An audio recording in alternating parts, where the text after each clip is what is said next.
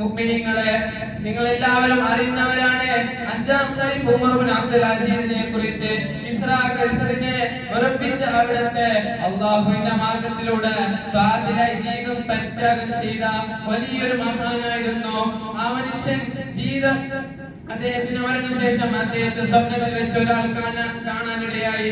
ആ സമയത്ത് ആ മനുഷ്യൻ അദ്ദേഹത്തോട് ചോദിക്കുന്നുണ്ട്, നിങ്ങൾ അള്ളാഹുവിന്റെ മാർഗത്തിൽ അള്ളാഹുവിന് വേണ്ടി എല്ലാം ത്യാഗം ചെയ്ത ആളല്ലേ? നിങ്ങൾക്ക് ഏറ്റവും ഉപകരിച്ച കാര്യം എന്താണ്? മരണശേഷം നിങ്ങൾക്ക് ഏറ്റവും ഉപകരിച്ച അമൽ ഏതാണ്?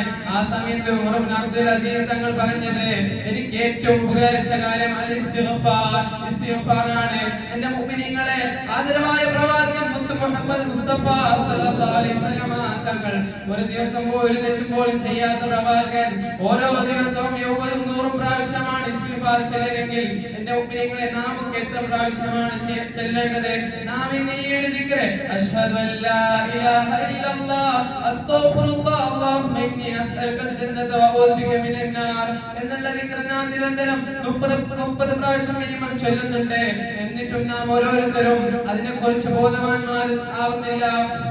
എന്റെ മുഅ്മിനീങ്ങളെ, നാം നിരന്തരം നമ്മുടെ അമലുകളും നാം നിരന്തരം ദിക്റുകളും അല്ലാഹുവിനെ നോമ്പ് നോൽക്കുന്നതും അല്ലാഹുവിന്റെ സ്വർഗ്ഗത്തെ ആശിച്ചുകൊണ്ടാണ്.